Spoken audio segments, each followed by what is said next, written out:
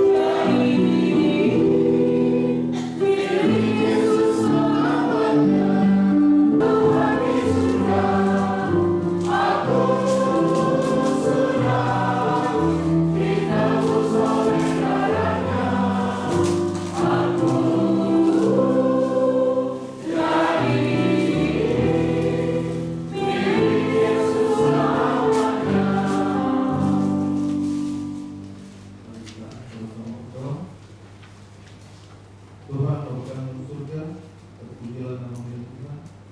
Di malam ini kami berkati kami bersyukur. Kami bersyukur untuk segala kebaikan Tuhan dalam kehidupan kami.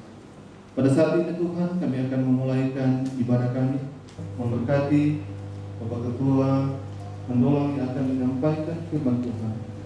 Biarlah Tuhan memberikan dia Roh Kudus, sehingga dia dapat berkata-kata seturut dengan kehendak Tuhan. Kami yang mendengarkan memperoleh berkat dari Tuhan. Ya Bapa di surga, kami juga mau berdoa untuk segala kegiatan kami pada malam hari ini. Biarlah Tuhan bersama-sama dengan kami, sehingga perbuatan kami dapat berjalan dengan baik. Nama Tuhan saja kami puji dan muliakan. Berkati kami Tuhan, mengampuni salah dosa kami. Di dalam nama Tuhan Yesus kami sudah berdoa dan bersyukur. Amin. You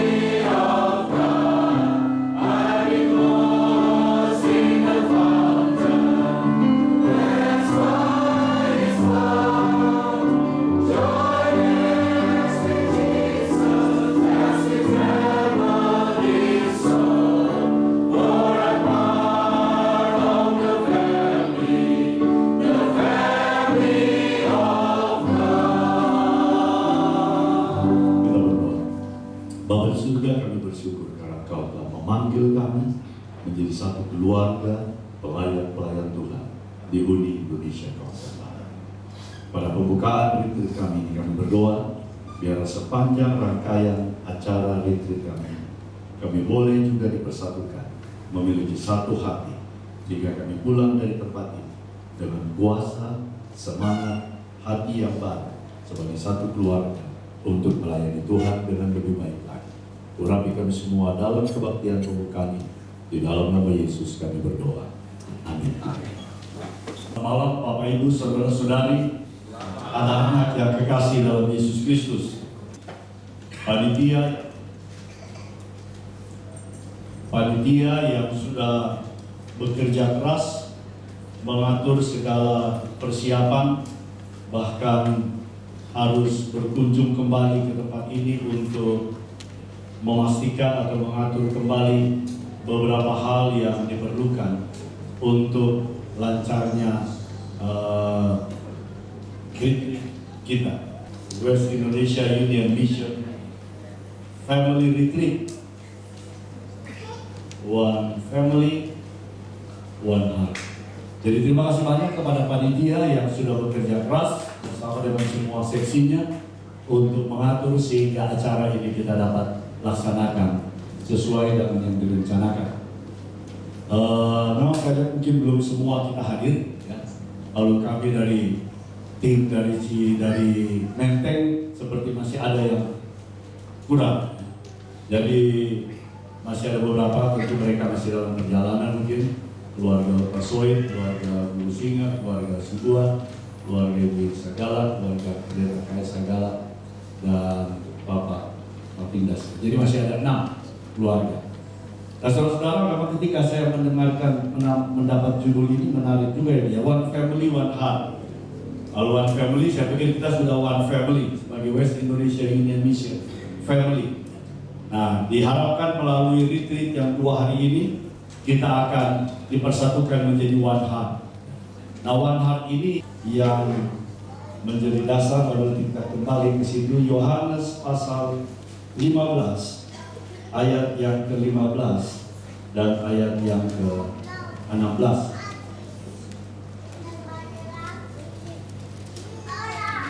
Yohanes pasal 15 ayat 15 dan 16.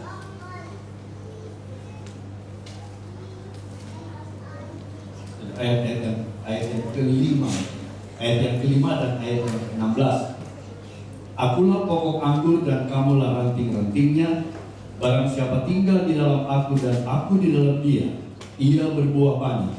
Sebab di luar aku, kamu tidak dapat berbuat apa-apa. Lalu ayat yang ke-16. Bukan kamu yang memilih aku, tetapi akulah yang memilih kamu. Dan aku telah menetapkan kamu supaya kamu pergi dan menghasilkan buah, dan buahmu itu tetap, supaya apa yang kamu minta kepada Bapa dalam namaku diberikannya kepadamu. Nah, saudara-saudara yang kasih, Bapak Ibu yang kasih, keluarga besar Uni Indonesia Kawasan Barat, dari One Family, One Heart, kemudian kita mengambil ayat tadi, Yohanes 15 ayat 5 dan Yohanes 15 ayat yang ke-16. Tinggal di dalam Kristus adalah kunci. Bila mana kita tinggal di dalam Kristus lebih dahulu, kemudian masing-masing keluarga tinggal juga di dalam Kristus, lalu kemudian keluarga Uni Indonesia Kawasan Barat juga tinggal di dalam Kristus, maka melalui kesatuan keluarga itu, kesatuan hati itu juga akan tercapai. Lalu pada gilirannya kita berharap bahwa tujuan pelayanan yang sudah kita canangkan pada awal term kita di tahun yang lalu itu, kita dapat capai untuk tahun ini dan tahun-tahun berikutnya. Dan kisah ini atau latar belakang ini saya ambil judulnya, saya mau kembali kepada basic saja, back to basic, kembali kepada basicnya, sehingga judulnya pun hanya sebagai pekerja gereja. Mengapa saya bawa ini? Karena untuk membawa kita kembali, menyatukan kita kembali kepada satu keluarga, dan kita pulang juga dengan satu hati. Didasarkan kepada Bilangan pasal 11 Kalau saudara baca Kisah Bilangan pasal 11, orang Israel berada dalam perjalanan menuju ke tanah perjanjian. Pada satu peristiwa mereka bersungut-sungut dan Allah kemudian murka dan mendatangkan api untuk mereka. Tetapi kemudian Musa memohon agar Tuhan memaafkan, mengampuni mereka, dan akhirnya api itu padam. Nah, dalam peristiwa itu, sesudah itu diceritakan, di antara orang-orang Israel yang ada di situ, beberapa di antara mereka dikatakan adalah orang-orang yang rakus. Ketika bersungut-sungut itu dikatakan Allah murka. Mereka bersungut-sungut kepada Musa dan Allah marah. Musa juga merasa tidak senang. Dan ketika Allah kemudian mulai menegur, dan Musa kemudian komplain, Musa mengeluh kepada Tuhan dengan beban-beban yang ada. Kalau kita baca di bagian itu, Musa seperti sudah putus asa. Musa seperti sudah putus asa di dalam Bilangan pasal yang ke-11. Dalam Bilangan pasal yang ke-11 ayat yang ke-14. Kalau kita lihat di situ, kemudian Musa katakan begini.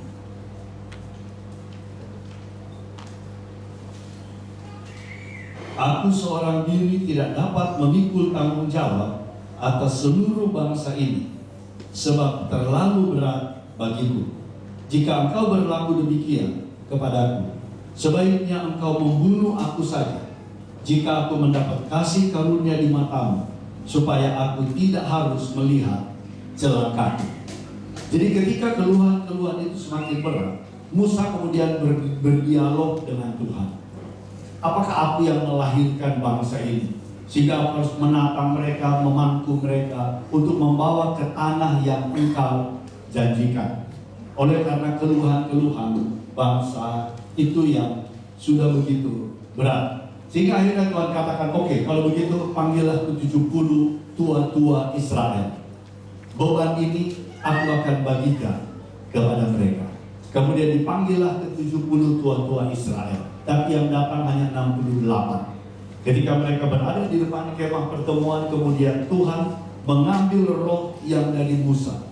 Sebagian itu kemudian diberikan kepada ke-70 tua-tua itu. Tapi karena yang hadir hanya 68, yang dua ada Eldad dan Mildad, mereka tinggal di kemahnya.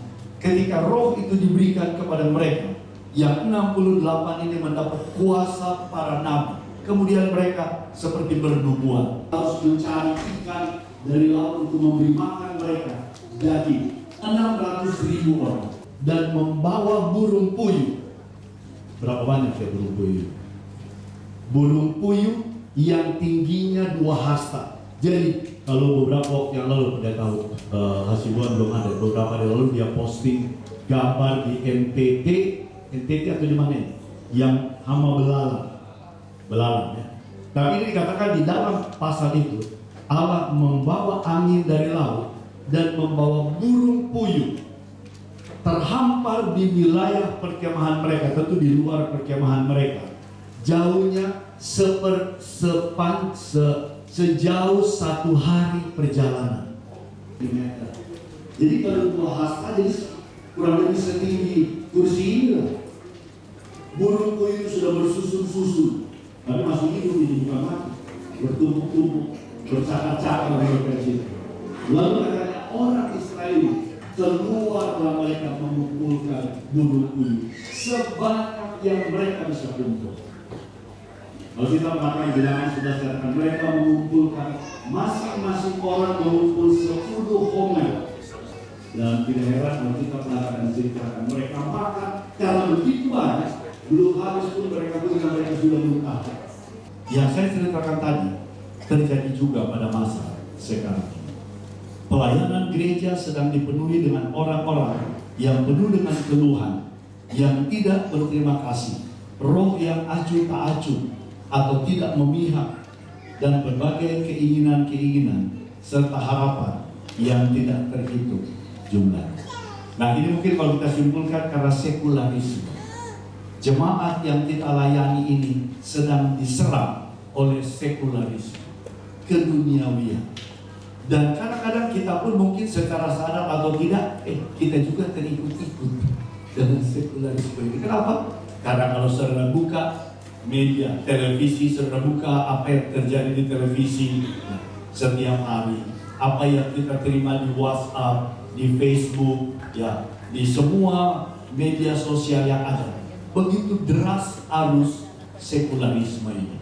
Dan sekularisme ini akan membawa kita tentu kepada materialisme seperti apa yang dituliskan oleh Paulus dalam 1 Timotius 3 ya, ayat 1 sampai ayat yang kelima. Pada akhir zaman kasih akan berkurang dan lain sebagainya, orang akan menjadi hamba Allah. Nah, ini akan terjadi.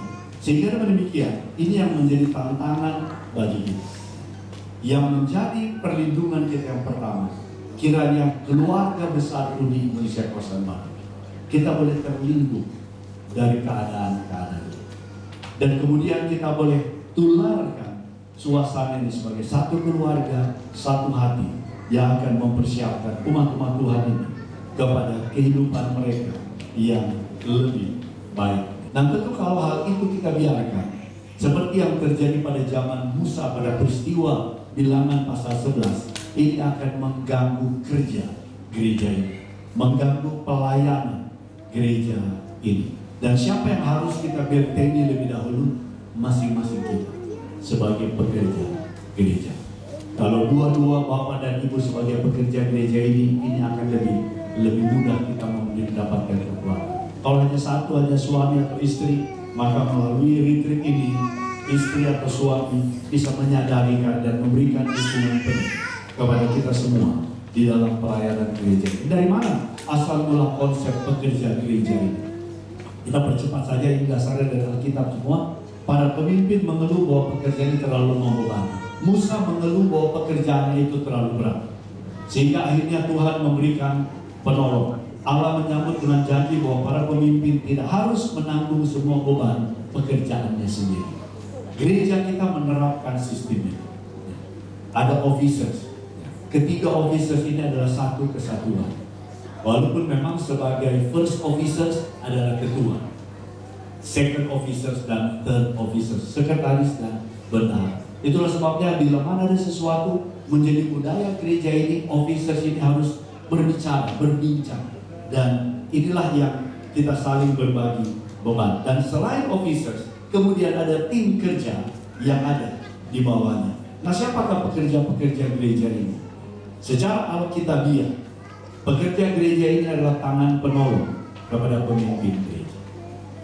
Kalau di Uni Indonesia Kawasan Barat tentu sebagai pemimpin kami officers. Siapa penolongnya? Yang ada di bawah, para direktur dan juga kemudian supporting staff.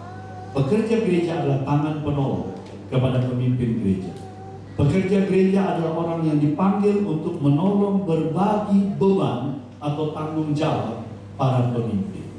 Pekerja gereja harus memiliki roh yang sama dengan para pemimpin, merasakan beban. Inilah yang disebut dengan sehati. Jadi apakah saudara, kami sebagai officers, kita sehati, kemudian direktur juga merasakan beban para pimpinan, itulah yang menjadi sehati. Lalu kemudian tim yang ada juga apakah itu akuntan atau administratif sekretari, maka inilah yang akan membawa kerja yang lebih baik lagi. Pekerja gereja harus menjadi pengikut dari pemimpin. Jadi pekerja atau yang dipimpin menjadi pengikut dari pemimpin. Pekerja gereja harus bertanggung jawab kepada pemimpin. Bertanggung jawab karena semua kita harus laporkan atau berikan. Mengapa perlu pekerja gereja? Ada alasan Alkitab yang kita bisa lihat. Saya lompat saja ini. Alasan Alkitabiah mengapa perlu pekerja gereja. Kenapa kita perlu ada struktur? Seperti gereja Advent membuat struktur yang luar biasa. Gereja perlu bekerja karena gereja adalah sebuah tubuh. Satu tubuh dengan banyak anggota tubuhnya. Tubuh memiliki banyak anggota. Yang kedua, setiap anggota tubuh berperan mendukung pertumbuhan tubuh yang sehat. Jadi dengan adanya pekerja-pekerja gereja ini, maka gereja sebagai tubuh diharapkan menjadi satu tubuh yang sehat, bisa melakukan semua fungsinya dengan baik. Walaupun memang kadang-kadang kita melihat seperti terlalu berlebihan, tetapi sebenarnya karena sebagai satu tubuh, kalau kita uraikan ke bawah, maka inilah yang diperlukan. Mengapa perlu ada pekerja-pekerja gereja? Sebab gereja adalah penjelmaan Allah tentang kerajaannya yang kelihatan, dan setiap kerajaan yang perlu perwakilan dalam kehidupan. Karena kita adalah perwakilan dari kerajaan Allah, dan tentu ini perlu ada tim kerja. Sebab gereja sebagai kumpulan setempat memiliki visi dan misi, atau setiap visi yang hidup harus dibagikan kepada orang lain. Ada visi, dan visi kita gereja ini untuk mempersiapkan satu umat bagi kedatangan Tuhan yang kedua kali. Itulah yang perlu didukung oleh tim kerja yang ada. Sebab pekerjaan ini besar dan tidak dapat dilaksanakan oleh satu orang. Jadi pengalaman tidak bisa dilaksanakan oleh satu orang. Walaupun orang itu memiliki karunia seperti Musa, tidak bisa dilakukan sendiri. Lebih banyak yang terlibat, lebih banyak hasilnya. Itu sebabnya gereja kita pada tahun yang lalu, subtema gereja kita untuk tahun 2016 adalah Total Member Involvement, keterlibatan seluruh anggota. Sebab Yesus Kristus adalah kepala gereja, merancang dan memulai pekerjaan ini sebagai satu tim kerja. Yesus sendiri memulai pelayanan dengan satu tim 12 murid. Sesudah 12 murid, dia juga punya 70 orang murid di lingkaran yang kedua. Dan inilah yang diteruskan. Lalu pada gereja yang mula-mula juga dilakukan seperti itu.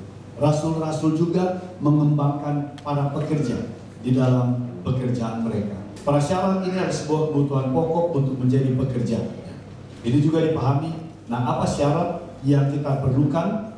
Ini ada beberapa syaratnya, misalnya seorang pekerja gereja haruslah seorang pengikut sejati Yesus Kristus atau pengikut Yesus Kristus. Kemudian yang kedua, seorang pekerja gereja janganlah anggota yang baru bertobat. Persyaratan pekerja gereja haruslah orang yang takut akan Allah. Kemudian yang keempat, harus memiliki reputasi dan kesaksian yang baik, apakah di dalam atau di luar gereja. Baik di tingkat jemaat, di tingkat conference, uni, dan seterusnya. Jadi perlu agar pelayanan itu bisa maksimal. Harus memiliki kasih yang mendorong, memaksa bagi Allah dan pekerjaannya. Seorang yang mengasihi dengan sepenuh hati harus dipilih dan diterima oleh kepemimpinan gereja. Dipilih dan diterima oleh gereja ini. Harus rela untuk melayani baik sebagai pemimpin atau yang dipimpin. Ketika kita menjadi pekerja gereja, memang ada saatnya kita dipimpin, ada saatnya juga kita dipilih menjadi pemimpin. Tetapi kalau kemudian kita tidak lagi dipilih menjadi pemimpin, ya kita juga harus siap untuk tetap melayani. Ada seorang yang harus rela mempertaruhkan hidupnya untuk pekerjaan. Jadi ketika saya baca ini dalam Kisah 15 dan Roma 16 ini seperti keras sekali, harus berani mempertaruhkan hidupnya. Dan kita akui atau tidak, saudara sadari atau tidak, mungkin saja penganiayaan kepada umat-umat percaya akan lebih cepat lagi. Dan kita sebagai pemimpin-pemimpin gereja tentu akan ada di depan. Jika saja tugas setiap pekerja gereja adalah vertikal dan horizontal. Secara vertikal tugas setiap pekerja adalah terhadap Allah. Teman-teman keluarga besar di barat. Tanggung jawab kita memang ada dua, vertikal dan horizontal. Tetapi saya amati, seringkali kita lebih banyak memberikan perhatian kepada yang horizontal.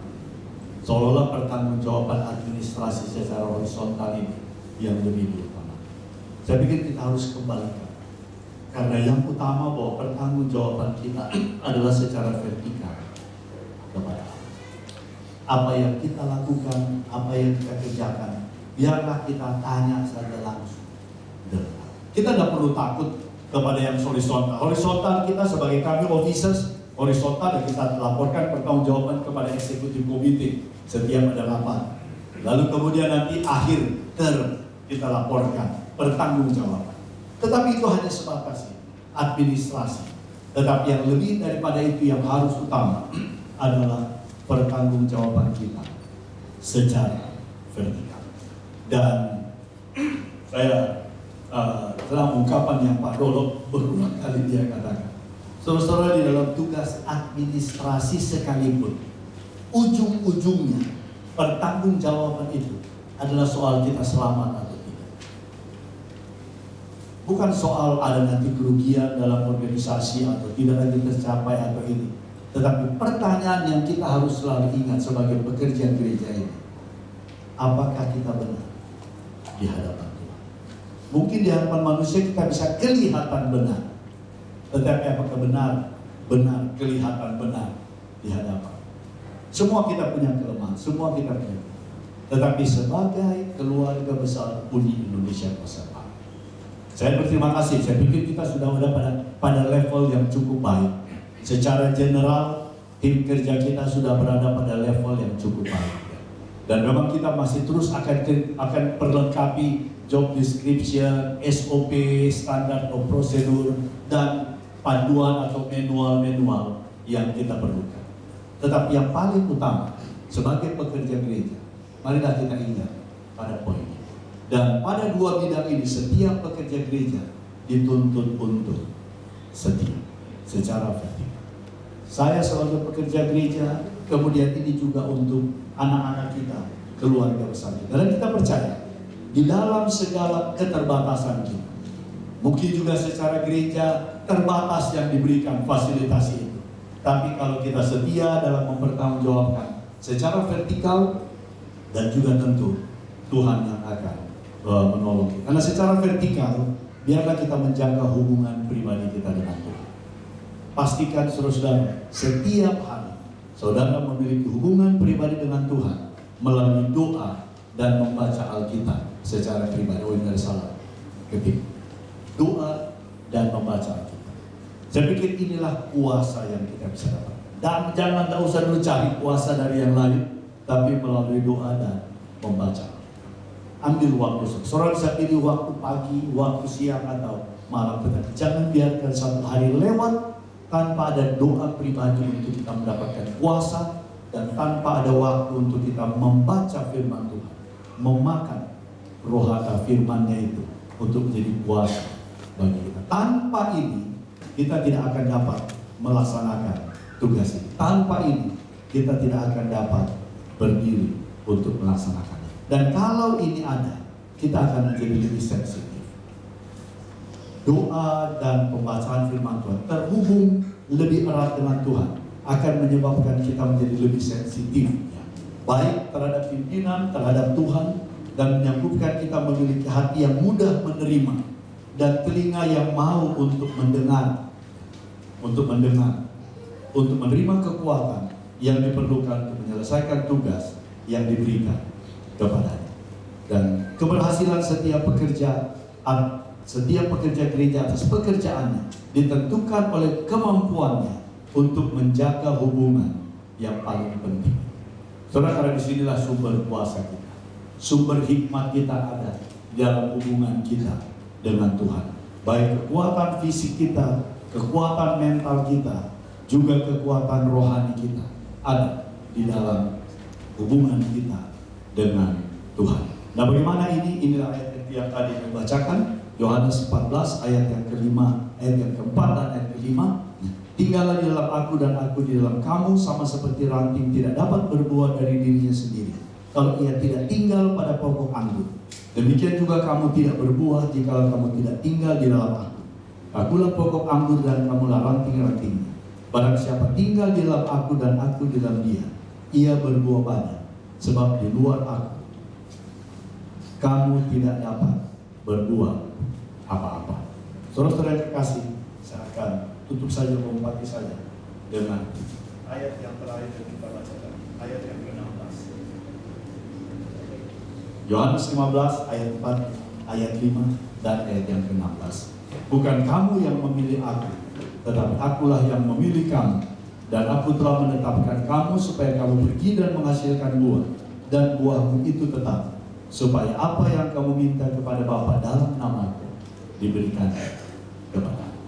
Saudara, Allah sudah memilih kita, dan Dia sudah memiliki rencana agar kita berbuah.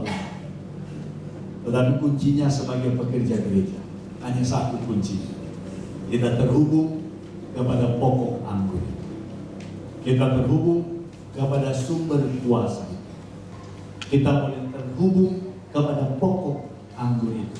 Karena hanya dari situlah kita dapat berbuah. Di luar aku, kamu tidak dapat berbuat apa-apa. Untuk menjadi satu keluarga Uni Indonesia Kawasan Barat, itu pun bila mana semua kita terhubung kepada pokok anggur yang sama, maka kita akan menjadi satu keluarga. Lalu kemudian karena kita sudah terhubung kepada satu pokok anggur itu, kita akan memiliki satu kesatuan hati. Kita datang dari berbagai latar belakang, pendidikan, budaya, ekonomi, ya, pengalaman rohani. Tetapi kalau kita satukan, semua kita terhubung kepada pokok anggur. Saya percaya tema atau apa namanya? Tema ya. Tema kita pada retreat kali ini, one family, one heart, dapat terwujud. Bukan karena kita, tetapi oleh karena kuasa Yesus Kristus. Oleh karena kuasa Allah.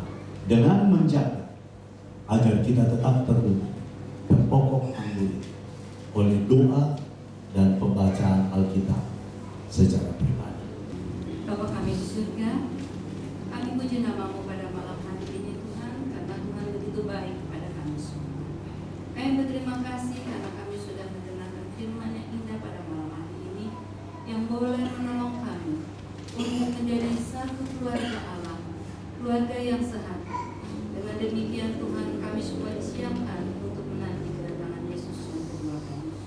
Kami berterima kasih karena Tuhan sudah memilih kami untuk menjadi teman sekerja Tuhan. Kami juga bersyukur karena Tuhan sudah memanggil kami untuk bekerja di ladang-Mu. Biarlah masing-masing kami Tuhan berkati. Di dalam setiap kekurangan kami Tuhan memberikan kesanggupan, agar kami semua boleh sehati bekerja bersama-sama sambil membawa jiwa-jiwa lebih banyak ke dalam tanah Tuhan. Bapa di surga, biarlah sementara kami menyelesaikan kebaktian pada malam hari ini, setelah kami berpisah, kami boleh beristirahat dengan nyenyak sepanjang malam ini dengan baik, sehingga besok pagi kami boleh bangun dengan tubuh sehat, menikmati kebersamaan kami, menikmati ciptaan Tuhan bersama-sama. Mengampuni segala dosa kami Tuhan,